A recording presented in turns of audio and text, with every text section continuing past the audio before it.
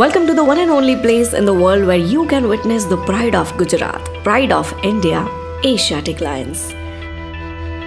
This is the first video of my life where we have tried to capture the wildlife, nature and culture of Gir forest.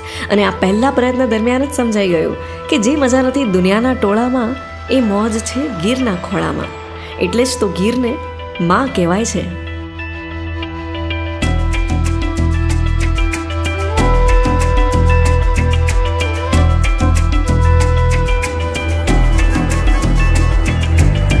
Sasan ગીરમાં તમે કુલ 3 જગ્યાએથી જંગલ safari કરી શકો છો. Ambardi safari park, Gir national park અને Devaliya park.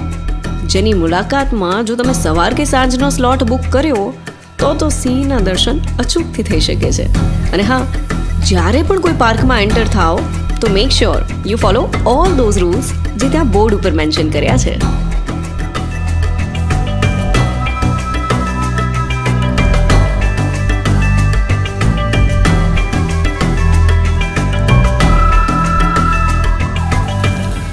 Sasan Gir શબ્દ બોલીએ એટલે માત્ર લોકોને લાગે સિંહ વિશેની વાતો હશે, પણ એશિયાટિક લાયન્સના અલગ અલગ મૂડ તમને બતાવું ને એના પહેલાં ચલો મુલાકાત કરાવું જંગલમાં વસતા એ જાનવરો અને પક્ષીઓની જેને મેં પોતાની જ મસ્તીમાં મગ્ન રહેતા જોયા છે.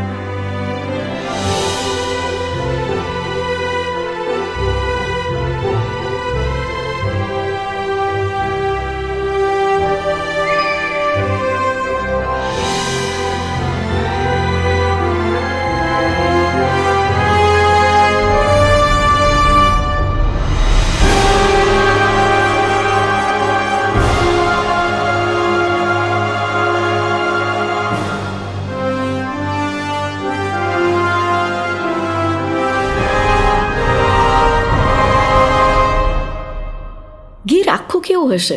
જો એ સવાલ મનમાં થાય તો એનો જવાબ છે દેવળિયા પાર્ક જેવું. દેવળિયા પાર્ક એટલે ગીરનું મિની વર્ઝન જેની મુલાકાત અચૂક લેવા જેવી છે.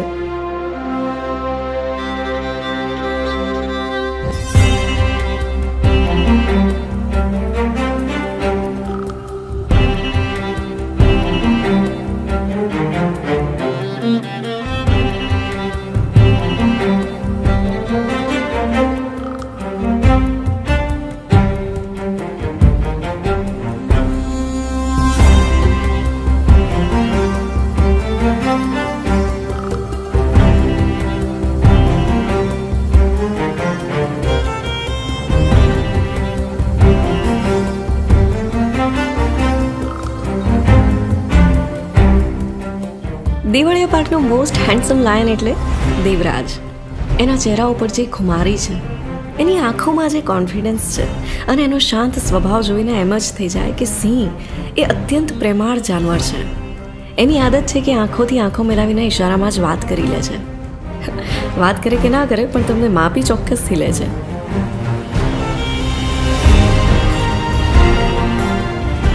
સિંહ છે ને એ રોયલ એનિમલ છે. એની ચાલ, એની આંખોને એક કે એક અદામાં તમને જાણે એની ખુમારી જોવા મળે.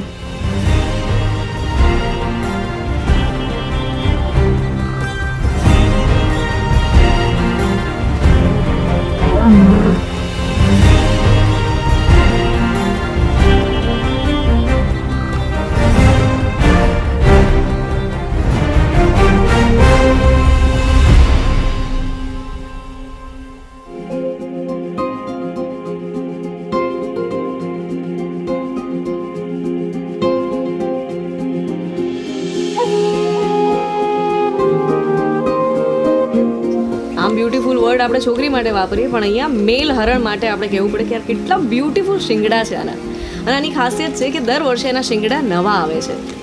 ગીર સેન્ચુરીમાં આવી ત્યારે મને ખબર પડી કે આખા ગીરમાં નાખી દેતા ઓન પેપર ખબર નહીં કેટલા, પણ 70,000 જેટલા હરણ છે ને એમાંથી બી મેલ હરણ જો આપણે ગણીએ ને તો 30-40,000 તો હશે.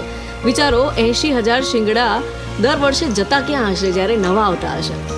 તો મજાની વાત એ છે કે આ જે મેલ હરણ છે એમના શિંગડા જ્યારે ખરી જાય છે તો એ પોતે જ પોતાના ખરેલા શિંગડા ખાઈ જાય છે ને એમાંથી એમને એમના બોડીમાં કેલ્શિયમ મળે છે. અવનવી વાતો જાણવા મળે છે મને ગીરમાં આવીને.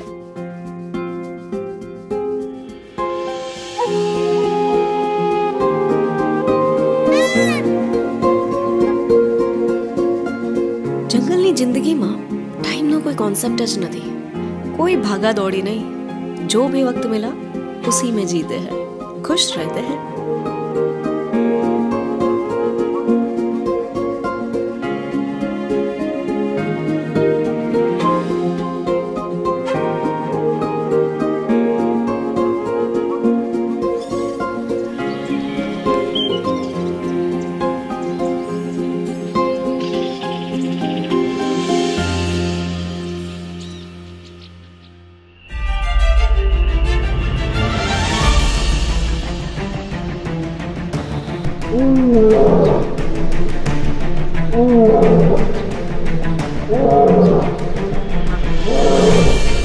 સાઉન્ડ છે ને એ ઈશારો છે. સિંહ ગર્જના એ એની સિંહણ માટેનો ઈશારો છે કે યુ આર સેફ, અને જે એના ટેરિટરીની બહારના લોકો છે એના માટે વોર્નિંગ છે કે you are not safe, I am here. એને હક બને છે આપણો રસ્તો રોકવાનો, કારણ કે આપણે એના એરિયામાં છે, એના જંગલમાં, એના ઘરમાં.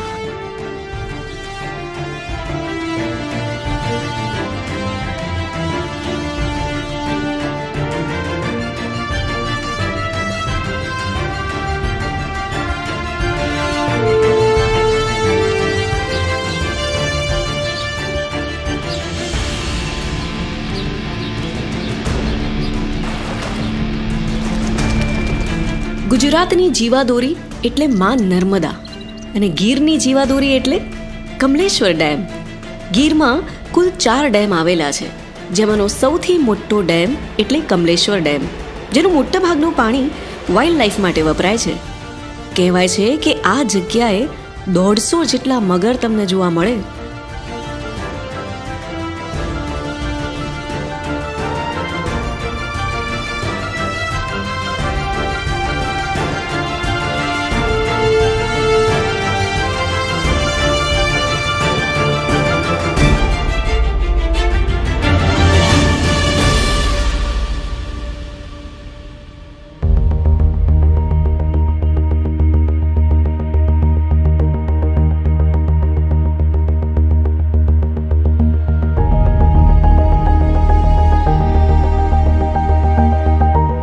ગીર જતાં પહેલાં હું હંમેશા વિચારું કે લોકો ગાંડી ગીર કેમ કહે છે, પણ પછી ખબર પડી કે ગીરને જોઈને એની સુંદરતા ઉપર મોહી પડાય. ત્યાંના લોકોનો પ્રેમ ભાવ જોઈને તમને એમ થાય કે ઓહો કેટલા ઘેલા લોકો છે, ને એ જ જે ઘેલાપણું છે એને કહેવાય છે ગાંડપણ, અને ત્યાંથી વર્ડ આવ્યો છે ગાંડી ગીર. ગીરની મુલાકાત લો એટલે ગાંડા થઈ જવાય.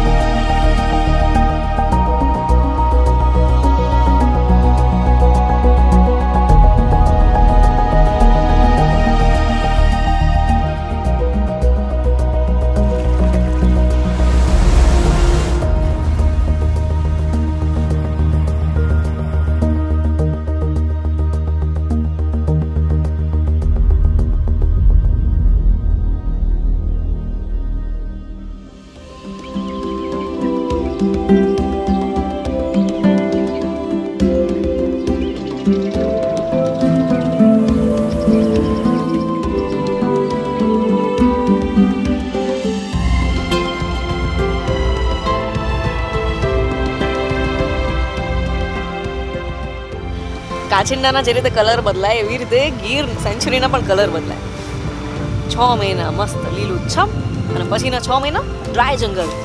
અત્યારે અમે એ સિચ્યુએશનમાં આવ્યા છીએ જ્યાં જંગલ ડ્રાય થવા જઈ રહ્યું છે અને ત્યારે જંગલનો કલર બદલાઈ જાય ભાઈ. અને પછી તો થોડા જ મહિનામાં કેસુડાના ફૂલથી આહા.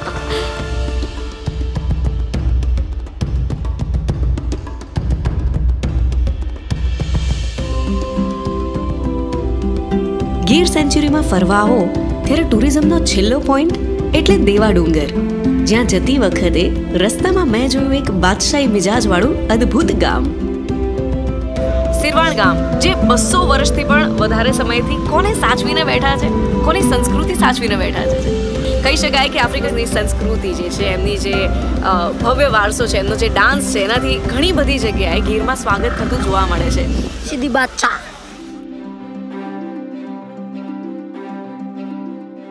અને આપણે નોર્મલ ભાષામાં એવું કહીએ કે ભેંસો નવડાવે છે, પણ આ લોકોની લેંગ્વેજમાં ધમારે છે. ભેંસોને ધમારે ને એટલે એને બહુ ગમે, એને ઠંડક બહુ જ પ્રિય હોય ને એટલી મસ્ત મજાની ચોખ્ખી થઈ જાય. અને સાંભળ્યું છે કે એનાથી એના દૂધના ઉત્પાદનમાં પણ ખાસો એવો વધારો જોવા મળે.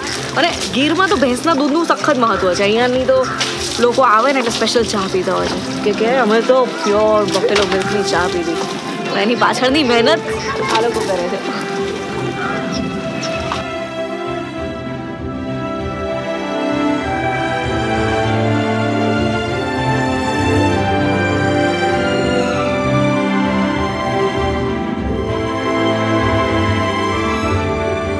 માલધારી સમાજના લોકો સદીઓથી સિંહની સાથે હળી મળીને રહે છે. એમનું કહેવું છે કે સિંહ છે તો અમે છીએ ને અમે છે તો સિંહ છે. એમની રહેણી કહેણી કેવી હશે એ જોવાની લાલચને હું રોકી ના શકી અને મેં મુલાકાત લીધી નેહડાની.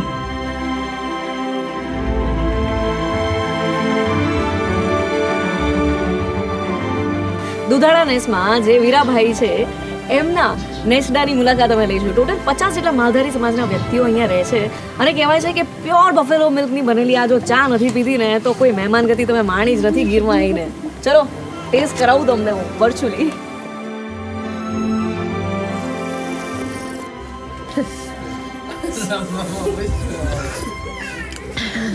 મારું બચ્ચું વર્ઝન આવ્યું છે. તો પકડાવું એને ચા પીવાની તો મજા આવે. હા તો મજા આવે.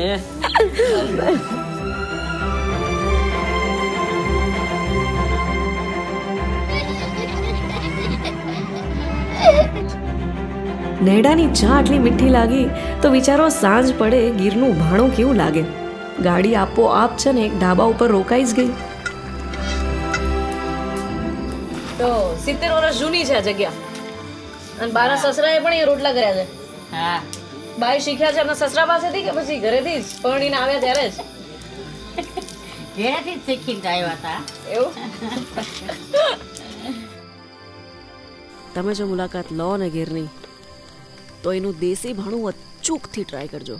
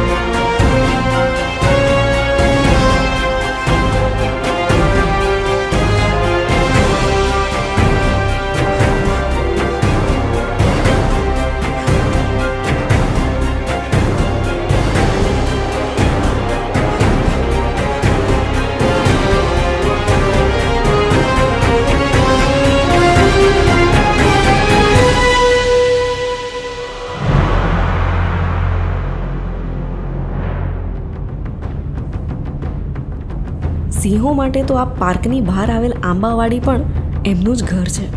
કેટલીય વાડીમાં તમને સિંહ એમના પરિવારની સાથે આંબા નીચે મોજ લેતો જોવા મળી જાય. હું જન્મી ત્યારથી લઈને અત્યાર સુધીમાં પહેલાં ક્યારેય ગીરનું જંગલ જોવા કેમ ના આવી એનો મને તો અફસોસ થઈ ગયો. તમે ના કરતા એ અફસોસ? વસવસો થશે જ્યારે પણ જો ગીરની પહેલી મુલાકાત કરશો. મનમાં એમ તો થશે જ કે અરે इससे पहले हमने इसकी मुलाकात क्यों नहीं ली.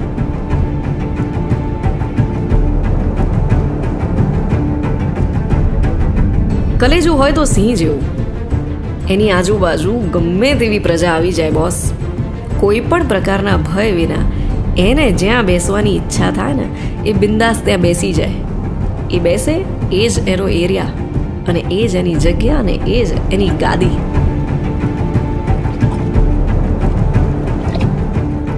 સિંહના ઠેકાણા ના હોય એ કહેવતનો મતલબ સમજવો હોય તો ગીરના જંગલોમાં કલાકોના કલાકો વિતાવવા પડે.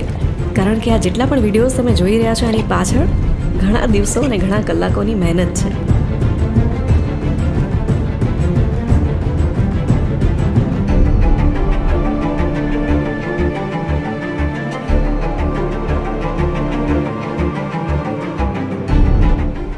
વધારે પડતું ખાઈને ખાલી ગુજરાતીઓને આફરો નથી ચડતો ભાઈ. જંગલના રાજા પણ જ્યારે થોડું અનલિમિટેડ ખાઈ લે ને, આપણે થાય છે ને પેલું અનલિમિટેડ થાળીમાં 10 રોટલી ખાઈ લઈએ તો કેવું થાય, એને પણ આફરો ચડે ને પછી આડોટવા લાગે. ઊભો થવાનું નામ જ ના લે. ધ મોસ્ટ આળસુ મોમેન્ટ અમે કેપ્ચર કરી છે આ વખતે.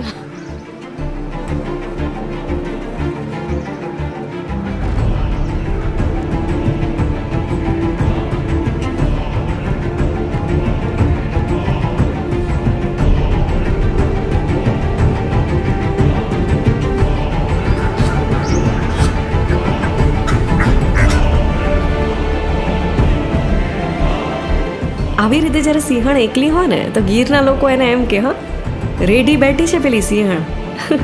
રેઢી એટલે સિંગલ.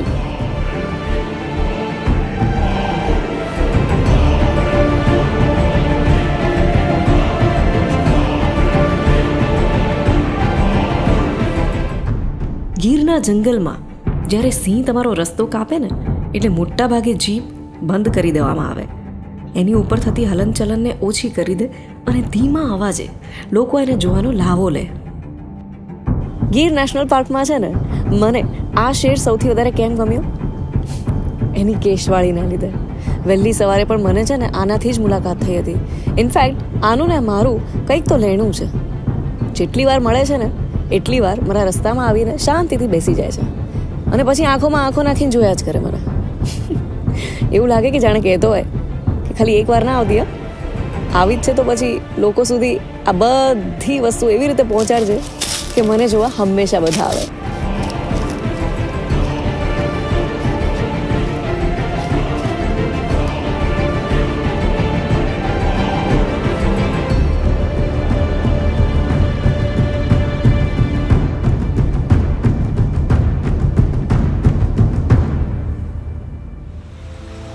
માં વસુંધરા પણ જાણે ઈચ્છતી હતી કે તમે લોકો આવો અને આ સુંદરતા લોકો સમક્ષ રજૂ કરો. પ્રકૃતિની દેવી, મધર ઓફ નેચર માં વસુંધરાની કૃપા ના હોય ને તો આટલો અદ્ભુત વિડીયો બનાવો લગભગ અશક્ય છે. ગીરના જંગલની મુલાકાતથી હું એક ખાસ વસ્તુ શીખી કે કોઈ એક પ્રજાતિ કે એક આખા સમુદાયને નહીં પણ આખા હેબિટાટને બચાવવાની જરૂર છે. નહીતર ખરેખર જંગલ કેવું હશે ને એ ફિલ્મ્સની સ્ક્રીન પૂરતું સીમિત થઈ જશે. જે રીતે વન મિત્રો, Maldhari community, range officers, local villagers, trackers અને ફોરેસ્ટ ઓફિસર્સ આપણું વન અને વન્યજીવને બચાવવા માટે મહેનત કરે છે, આશા રાખું કે આપણે પણ એમાં કંઈક ને કંઈક કોન્ટ્રીબ્યુટ કરી શકીએ અને આવનારા દિવસોમાં સિંહ જે ખાલી ગુજરાતમાં જ છે એની વસ્તી જેમ જેમ વધતી જાય એમ એમના જંગલનો વિસ્તાર પણ વધતો જ રહે.